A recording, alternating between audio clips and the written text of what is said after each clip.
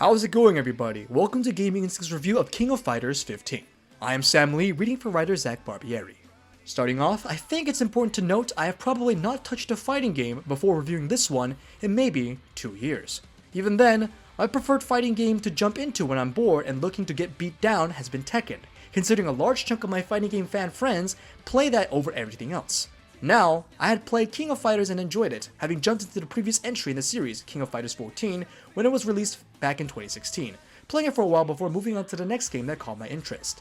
I happen to like fighting games, even investing in fight sticks, getting sucked into practicing basic movesets, and playing rounds with friends whenever we get the time. Being somebody with ADHD, however, I have never found it easy to continue with the fighting game to the point of learning it on anything more than a superficial level. I specify this because, even as I write this review, I debate multiple facts about the game, as my brain attempts to reconcile my lack of skill and the inability to get to any competent point before I write this, versus my overall feelings enclosed therein. On a personal level, King of Fighters is an enjoyable game that should easily appeal to fans of Street Fighter, BlazBlue, or Skullgirls. The title strongly leans on its Japanese origins to not necessarily create new fans for the series, but not to alienate fans that have stuck with the series over the years. This is a case of not reinventing the wheel, but having a strong enough foundation where that doesn't matter. You go into the game knowing exactly what to expect, but you also get what you expected out of it. King of Fighters has a long story that, like every fighting game that has managed to weather system after system, can often border on nonsensical. If you're new to the series, you don't need to know anything about the story before starting. Fans of the series will notice that much hasn't changed, with much of King of Fighters 15 feeling like an extended version of King of Fighters 14. For people who play the game and would like to see or understand the extended story that exists behind the fighting game, there are plenty of manga and anime that flesh it out. Though if you just want to start fighting, there are some basics to note. King of Fighters revolves around the titular tournament that was first introduced as part of the SNK Fatal Fury series, before going on to lend several characters to the King of Fighters series, which is now the go-to SNK fighting franchise. Each game, and this one is no exception, sees a new KOF tournament bringing the many teams of the world together to see which team will claim the crown of being the King of Fighters.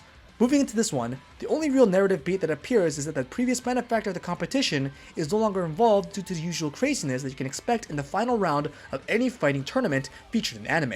Due to this, characters did not think another tournament would actually occur, but in the early moments of the game, we see invitations being sent out. Based on early trailers of the game and the opening cutscene, which is all CGI, I expected that we might finally see a more fleshed out narrative featured in the game's story. That is not the case, though depending on who you ask, this isn't necessarily a bad thing, given both Dead or Alive 6 and Tekken 7 attempted this transition to debatable success. But this intro feels a little like a tease that lures you in with little reward. From there, the game plays like most games that start in the arcade usually do, battling 6 stages of rival teams before fighting a final boss that the rest of the game did very little to prepare you for. As stated, the core gimmick that has diversified King of Fighters from many of its peers, that you fight using a team of 3 characters instead of the usual 1v1 bouts, returns in full force. Going through the character select screen, you will see every character divided into groups of 3, which helps you know their usual pairings. This matters because, like traditional fighters, the story has multiple endings depending on who you are playing. These endings mostly occur for the team with a few exceptions, meaning, to qualify for the anime bookend giving you a minor result to the journey, you need to play your story mode using the team roster and not by picking 3 random individuals to bring together. Besides that, each story mode will consist of primarily the same opening, same middle, and same build up to the final boss, with only the animated finale changing between each run. This can amount to a tedious experience if you're somebody that likes to see every ending the game has to offer, as well as play every character through the story. Thankfully, the story and even versus modes have a solid selection of handicaps to help you if you're not the best fighter, which is the case with me.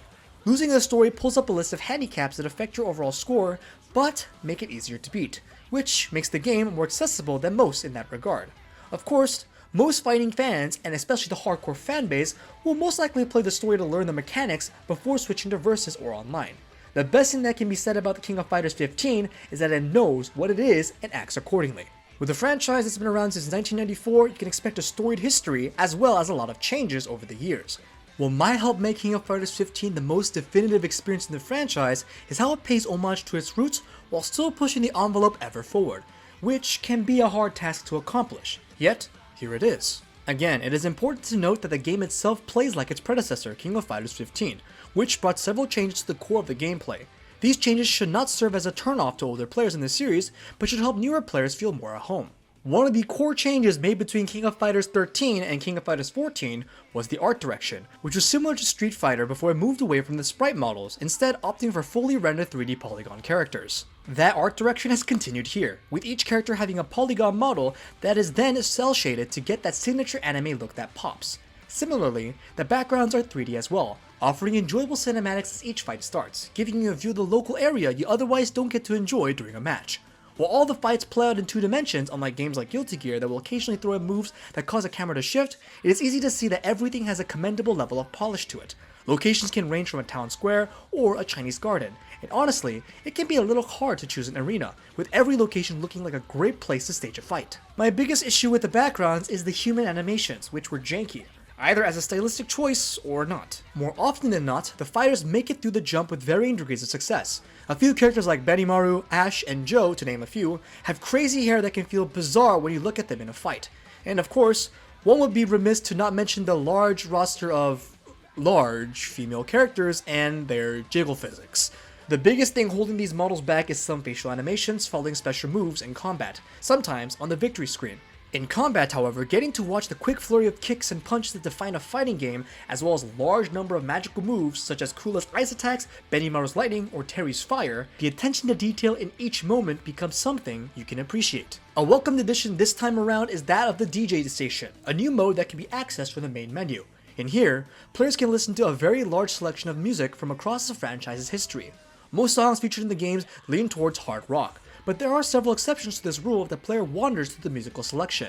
King of Fighters has always featured an enjoyable soundtrack, so it is great to go back through it. King of Fighters 15 has a soundtrack in this menu as well, though many of its songs need to be unlocked as you play certain aspects of it, with criteria to unlock these songs displayed on the tracks, which keeps you from getting lost searching for them. The main menu also has an option to keep track of endings and cutscenes that you have seen as you continue to play, making for easy viewing should you wish to watch them again. These additions are simple in nature, but help to add to the accomplishment felt as you continue to replay elements of the game, primarily the story. As stated before, while most of the endings are unlocked for using the teams as they are outlined, a few moments can be unlocked outside of these, and those are also outlined in this menu to some degree. There is some replayability to the story mode as you attempt to gather all these, but again, in between unlocking them is a consistent series of fights.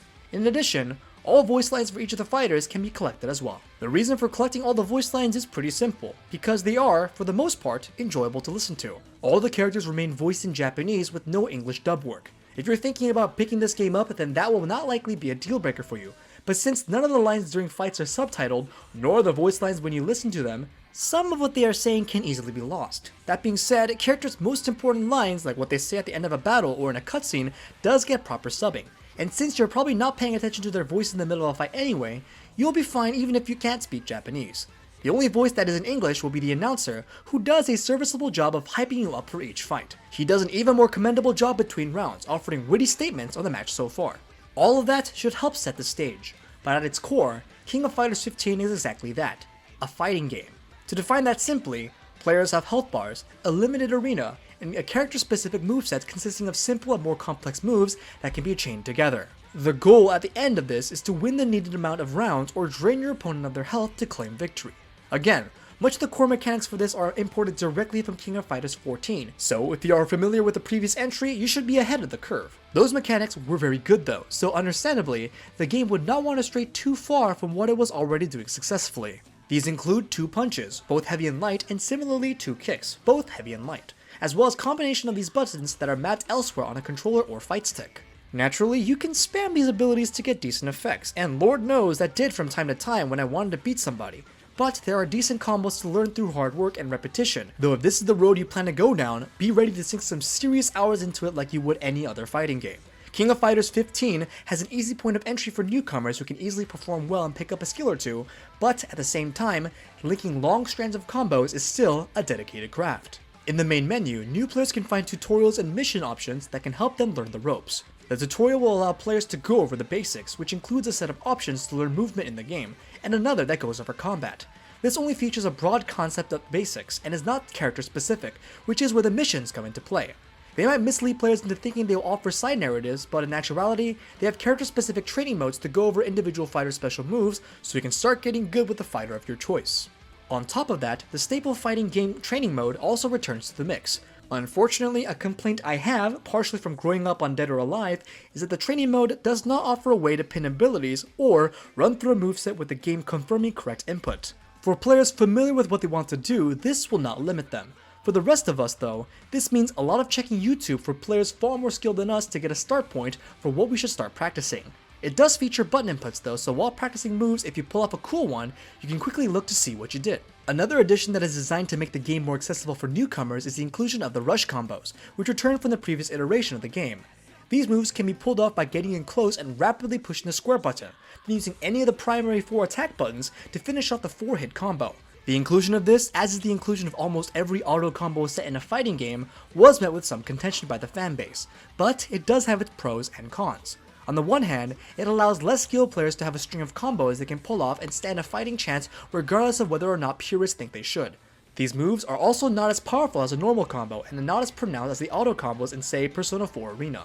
For players that do have a handle on the combat system, the rush combo can be distracting and also a disruption to a far better combo they are stringing along. I never saw a way to turn it off either, meaning that it could be a significant detractor to some skilled players. The game has a multitude of modes that should keep it interesting for players deep into the game. As stated, the story mode has plenty of things to collect and occupy a dedicated player. The versus mode also features multiple modes, including the ability to play against your friend or the CPU, play using the traditional team mechanic, or fight 1v1.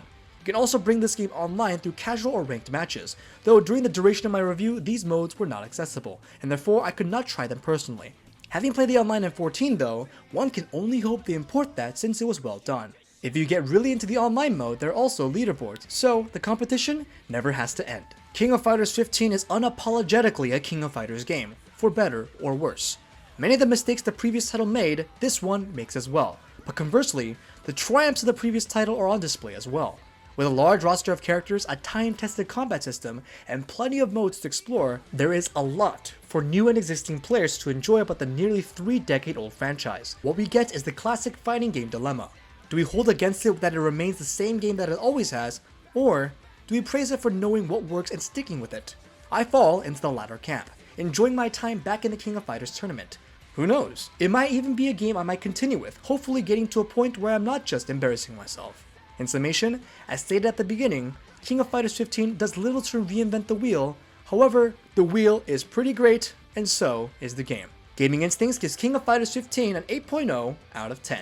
And this concludes Gaming Instincts' review of King of Fighters 15. To see more videos, reviews, and content like this in the future, make sure to subscribe. Thanks for watching, until next time.